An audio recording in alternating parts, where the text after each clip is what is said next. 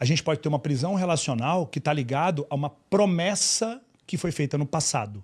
Vou te dar um exemplo de promessa. Os pais se separam. Muita gente está passando por isso, deve ter passado por isso. Os pais se separam. Naquele momento, normalmente, quem sai de casa é o marido. E ali está aquele menino, ou aquela menina, ou um casalzinho de crianças com a mãe. A mãe chorando, sofrendo, as crianças não sabendo o que fazer. O mundo delas foi separado. E naquele momento de extrema dor, a mãe, sem consciência, vira para os filhos e fala: me promete que vocês nunca vão me abandonar. A mãe chorando, o pai no portão indo embora, a maior carga emocional da vida daquela criança de 7, 8 anos, e o menino olha para a mãe, no olho da mãe, e fala: eu juro que eu nunca vou embora. Ponto.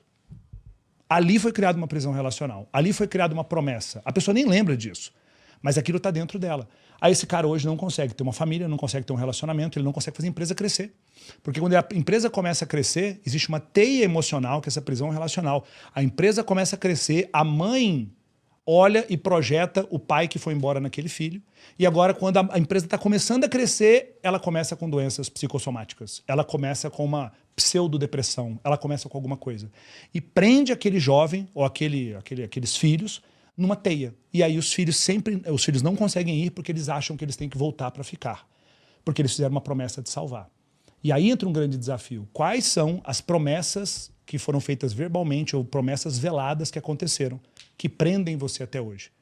É uma promessa em relação ao seu irmão? É uma coisa que você tem uma sensação de responsabilidade sobre o seu pai ou sobre a sua mãe?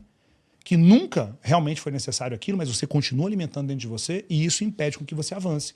Impede com que você se mude de cidade, que é crucial muitas vezes para você crescer. Eu precisei mudar de cidade para crescer.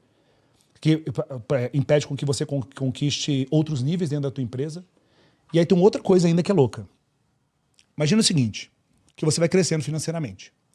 Aí você está crescendo financeiramente. E aí o que começa a acontecer é que os problemas dos seus pais, dos seus amigos, dos seus irmãos, os problemas crescem proporcionalmente com o teu nível financeiro. Conforme financeiramente você se torna mais potente, o tamanho do drama que está ao seu redor também aumenta. Porque agora você tem dinheiro, tempo, recurso para poder resolver aquilo. Só que exatamente o fato de você usar o seu tempo, dinheiro e recurso para poder resolver aqueles problemas que vão aparecendo, que faz você agora ficar sem dinheiro, sem tempo, sem recurso. E aí chega um ponto, que aconteceu comigo, conforme eu ia fazendo dinheiro, o meu pai arrumando mais problemas, a minha mãe arrumando mais problemas. E aí o dinheiro e o tempo que eu ia tendo era para realmente resolver aquele problema. Chega um ponto que inconscientemente você fala assim, cara, já sei, vou ficar sem dinheiro. Porque quando meu pai voltar com uma treta, um problema, o que eu vou falar para ele? Pai, olha só, eu não tenho como resolver. Olha o meu extrato, olha a minha vida. Aí o pai vai falar, poxa, é verdade, agora você tem um álibi. Porque como eu não sabia falar não, como eu não sabia me posicionar, eu achei uma outra estratégia de ter o recurso. Por que eu queria? Eu não queria falar não. Eu queria que o meu pai e minha mãe parassem de gerar problemas. E eu estava ali tentando resolver os problemas o tempo todo. Então o que eu fazia? Ficava sem dinheiro.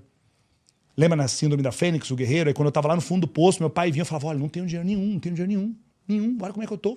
Aí eu, meu filho, me desculpa, então tá bom. Aí naquele momento era um bálsamo. Poxa vida, eu não vou ter que salvar mais o meu pai. Aí meu pai resolveu o problema dele sozinho. Minha mãe resolveu o problema dela sozinha. As pessoas resolviam sozinhas. Eu falei, caramba, o que está acontecendo? Eu não resolvo, eles estão resolvendo. E ali começou a dar esse start, essa virada. Eu falei, caramba, eu preciso sair desse lugar onde eu estou tendo um salvador. Dentro dessa parte relacional, tem um médico americano chamado Stephen Karpman. Em 1967, ele definiu um termo que se chama triângulo do drama. Tá bom? É o triângulo dentro do triângulo agora, né? Dentro da parte de drama, dentro da parte relacional, existe um triângulo, e isso aqui é muito legal. Você está no relacionamento? Sim. Até casado. Casado. Maravilha. Tem que ter filhos, hein? Não sei se... né? Precisa, né? Eu já falei isso pra ele. Tem que ter Não, um projeto. tem que pai de pet. Tem que estar aberto à vida. Se vai ter filho ou não, isso é a grande... Pai de pet dói muito, né? Pai de pet ainda. Pai de pet, fuma vape. Vegan, né? Sei lá. Então, qual o ponto ali? Esse triângulo funciona da seguinte forma, vocês vão se identificar em relação às esposas de vocês, em relação a todos os relacionamentos. O que Stephen Karpman entendeu? E essa é uma teoria dele de 67. Tem muita gente que bota, não, essa teoria aqui é minha, bota um outro nome, sei lá o quê. Ele percebeu o seguinte, que todo relacionamento, você com a sua esposa, você com seus pais, você com seu filho, você com colaboradores, você com clientes até, com todo mundo, existe algum nível de drama. Que drama é esse? Quando você está num relacionamento, normalmente naquele relacionamento tem alguém se portando como vítima. Se tem alguém como vítima, tem alguém como salvador. E se tem alguém como salvador, tem alguém como perseguidor. Esse é o triângulo do drama. Se alguém coloca como vítima, ela faz isso pra quê? Ela faz isso pra ter o ganho secundário. Ela faz isso pra ser amada, porque faz parte do ganho secundário. Então é aquela pessoa que é irresistível. Pô, a pessoa que se põe como vítima na tua frente é quase como uma fatia de pudim. É quase como um, sei lá, é quase como um sorvete da Häagen-Dazs. O negócio é Se irresistível. você pode ser o salvador ali, né? Exato! Como que você não vai fazer nada, né? E aquela pessoa se coloca na tua frente dizendo coisas do tipo. O que vocês já ouviram aqui, né? Aqui dentro do Grupo Primo, talvez de alguém, não precisa falar o nome, mas uma frase que você ouviu que claramente era uma vitimização daquela pessoa. Ah, mas é que eu não. Ah, mas é que pra mim é... O que vocês já ouviram aí?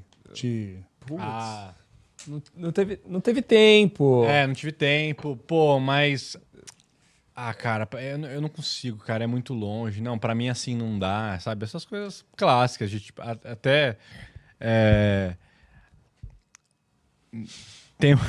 Até tem uma galera que às vezes estava um pouco mais nas antigas e antigamente a gente era um pouco mais flexível com um home office ou outro ali, né? Dependendo da cadeira e tudo.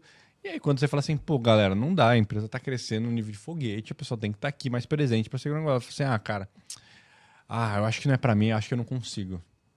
E aí é um negócio que você fala assim, cara, mas como assim você não consegue? Você é um adulto. Você tá falando que você não consegue, tipo, trabalhar e ganhar dinheiro? Como assim? Então, sabe, são essas coisas de tipo, então tá bom. Então, nesse momento, quando essa pessoa tem esse nível de clareza, do outro lado tem um nível de clareza do tipo, existem limites claros, se você não quer, alguém vai querer e tá tudo bem. Mas a maioria das pessoas que vivem o drama vão pensar o seguinte, caramba, tá muito longe pra ele, tá difícil. E normalmente essa pessoa fala, é que tá difícil pra mim, porque eu tenho um filho, ou porque tal coisa, porque meu pai tá com isso, tá com Eu sou aquilo. bem sensível pra esses dramas, assim, cara.